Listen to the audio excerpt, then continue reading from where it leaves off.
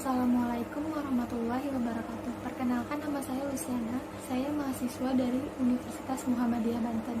Di sini saya akan mereview sedikit tentang teknologi, yaitu tentang teknologi mobil listrik. Berikut penjelasannya. Sejarah mobil listrik. Mobil yang digerakkan dengan motor listrik menggunakan energi listrik yang disimpan dalam baterai atau tempat penyimpanan energi lainnya. Mobil listrik sangat populer pada akhir abad ke-19 dan awal abad ke-20, tapi kemudian popularitasnya meredup karena teknologi mesin pembakaran yang semakin maju dan harga kendaraan berbahan bakar bensin yang semakin murah. Krisis energi pada tahun 1970-an dan 1980-an pernah membangkitkan sedikit minat pada mobil-mobil listrik. Tapi baru pada tahun 2000-an lah para produsen kendaraan baru menaruh perhatian yang serius pada kendaraan listrik. Hal ini disebabkan karena harga minyak yang melambung tinggi pada tahun 2000-an, serta banyak masyarakat dunia yang sudah sadar akan buruknya dampak emisi gas rumah kaca. Sampai bulan November 2011, model listrik yang tersedia dan dijual di pasaran.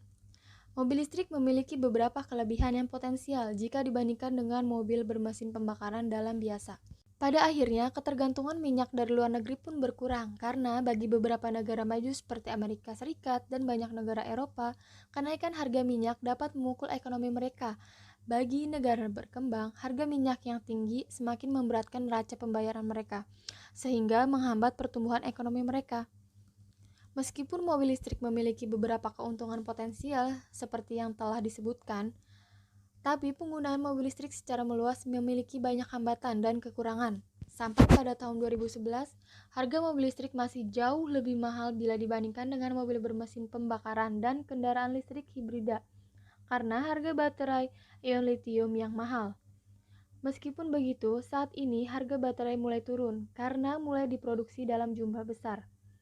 Faktor lainnya yang menghambat tumbuhnya penggunaan mobil listrik adalah masih sedikit stasiun pengisian untuk mobil listrik, ditambah lagi ketakutan pengendara akan habisnya isi baterai mobil sebelum mereka sampai di tujuan.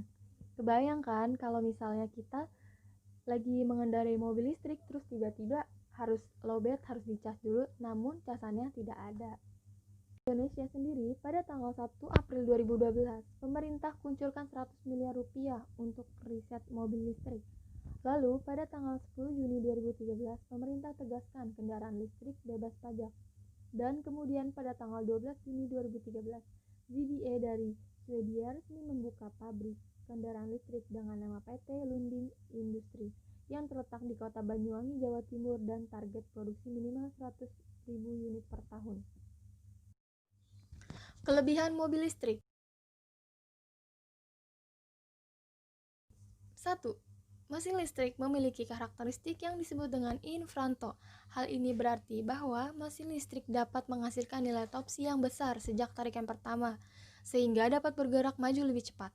Hal ini berbeda dengan mesin berbasis pembakaran, di mana mesin harus bergerak sampai RPM tertentu untuk menghasilkan nilai torsi yang signifikan. 2.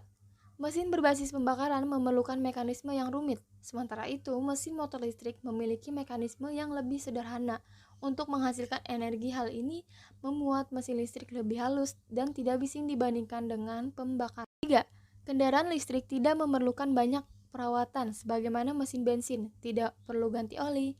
Kalaupun perlu perawatan, jangka waktu perawatan membutuhkan jangka waktu yang lama. 4. Kendaraan listrik tidak memerlukan bahan bakar minyak untuk bisa berjalan. Dengan demikian, kendaraan listrik tidak menghasilkan emisi hasil pembakaran dan akan lebih aman untuk jangka panjang.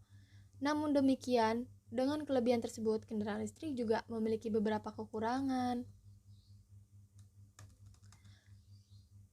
Kekurangannya itu yaitu 1. Karena mobil listrik memiliki kapasitas baterai terbatas, jarak yang bisa ditempuh oleh kendaraan juga terbatas. Untuk menyamai jarak yang bisa ditempuh kendaraan bermesin teknologi baterai memerlukan pengembangan yang lebih jauh. 2. Walaupun dengan jangka panjang, biaya kendaraan listrik lebih murah dibandingkan mesin bensin, namun biaya awal yang harus dikeluarkan untuk membeli kendaraan listrik terbilang cukup mahal. Selain itu, salah satu problem dari kendaraan listrik, terutama untuk negara seperti Indonesia sendiri, masih minimnya charging station atau tempat pengisian listrik. Padahal jenis stasiun ini adalah kunci dari mengisi nyawa kendaraan listrik. Segitu aja review dari saya, kurang lebihnya mohon maaf. Wassalamualaikum warahmatullahi wabarakatuh.